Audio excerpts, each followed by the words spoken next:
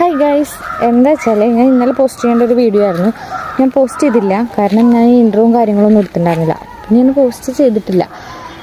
ചെയ്യേണ്ട ആവശ്യം എന്തായിരുന്നു വെച്ചാൽ, കഴിഞ്ഞ വർഷം ഫെബ്രുവരി 14 ആണ് ഞാൻ കൺസീവ് ആയത്.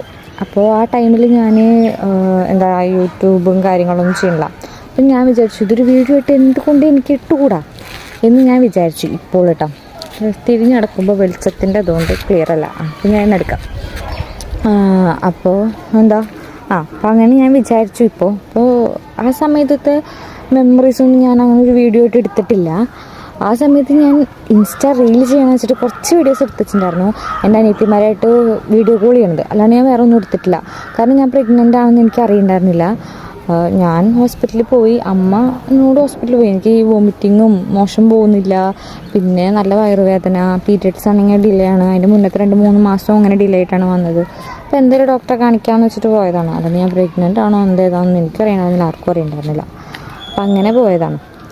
അപ്പോൾ എന്നിട്ട് അവിടെ പോയി ഡോക്ടറെ അടുത്ത് പറഞ്ഞപ്പോൾ ഡോക്ടർ പറഞ്ഞു, മെഡിക്കൽ കോളേജിലാണ് കേട്ടോ കാണിച്ചത്. അവിടെ പോയപ്പോൾ ഡോക്ടർ പറഞ്ഞു ഇങ്ങനെ എന്തെങ്കിലും കല്യാണം കഴിഞ്ഞല്ലേ, അപ്പോൾ ഒന്ന് പ്രഗ്നൻസി ടെസ്റ്റ് ചെയ്ത് നോക്കാം എന്ന് പറഞ്ഞു.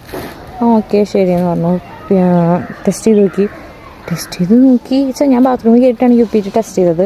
അപ്പോൾ എനിക്കത് ക്ലിയർ അല്ലായിരുന്നു, കാരണം വിളിച്ചല്ല, അതാണ് സംഭവം. എനിക്കത് ക്ലിയർ ആയിരുന്നില്ല.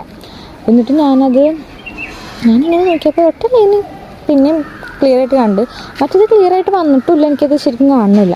അപ്പോൾ എനിക്ക് ആ കൺഫ്യൂഷനായി, ഇതെന്തത് ഇങ്ങനെ, ഇനിയിപ്പോൾ അതിനെന്തെങ്കിലും പ്രശ്നമുണ്ടോ, എന്താ സംഭവം എനിക്കറിയില്ല. അപ്പോൾ ഞാനിത് അങ്ങനെ തന്നെ ഇങ്ങനെ പിടിച്ചിട്ട് നേരെ അങ്ങനെ പോയി.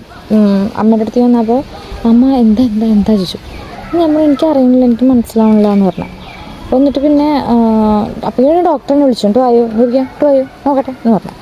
അപ്പോൾ ഞാൻ അവിടെ ചെന്നു. ഞാൻ ഡോക്ടർക്ക് തന്നെ കാണിച്ചു കൊടുത്തപ്പോൾ ഡോക്ടർ പറഞ്ഞു താൻ പ്രഗ്നൻ്റ് ആണല്ലോ അങ്ങനെ പറഞ്ഞു. പിന്നെ ഞാൻ മാസ്ക് വെച്ചിട്ടുണ്ട്. എൻ്റെ എക്സ്പ്രഷൻ ആർക്കും മനസ്സിലാവില്ല. ഞാനോ പ്രഗ്നൻ്റോ ആ ഒരു എക്സ്പ്രഷൻ ആയിരുന്നു. ഞാൻ ഇങ്ങനെ നിൽക്കുന്നിടത്ത് എൻ്റെ തൊട്ടപ്പുറത്ത് ഒരാൾ കരയുന്നുണ്ട്. ആരും കരയണം നോക്കിയപ്പോൾ എൻ്റെ അമ്മ ഭയങ്കര കരച്ചിലായിരുന്നു കേസ്. പിന്നെ അതൊരു വീഡിയോ ആയിട്ട് എടുക്കാൻ പറ്റാത്തൊരു സന്ദർഭമായിരുന്നു. പിന്നെ അവിടുന്ന് ഹോസ്പിറ്റലാണല്ലോ, അങ്ങനെയാണെന്ന് വിചാരിക്കണില്ല. പിന്നെ അവിടെ നിന്ന് ഇപ്പോൾ വീഡിയോ എടുക്കാൻ ഞാൻ ആകെ തെറിച്ചു പോയി, അതാണ് സംഭവം. പിന്നെ അപ്പം എൻ്റെ അമ്മയ്ക്ക് അപ്പം തന്നെ എൻ്റെ ഹസ്ബൻഡിനെ അറിയിക്കണം എന്നുണ്ടായിരുന്നു. അപ്പം ഞാൻ വിചാരിച്ചു ഫെബ്രുവരി 12 ആണല്ലോ, 14 അറിയിക്കാമെന്ന് ഞാൻ വിചാരിച്ചു. പക്ഷെ അത്രയ്ക്കും വലിയൊരു സീക്രറ്റ് എൻ്റെ മനസ്സിലിരിക്കാത്തത് കൊണ്ട് ഞാൻ അപ്പം തന്നെ പറഞ്ഞു. അതൊന്നും ഞാൻ വീഡിയോ ആയിട്ട് എടുത്തിട്ടില്ല, കാരണം വീഡിയോ എടുക്കാൻ പറ്റിയ സിറ്റുവേഷൻ അല്ലായിരുന്നു ഹോസ്പിറ്റലായതുകൊണ്ട്.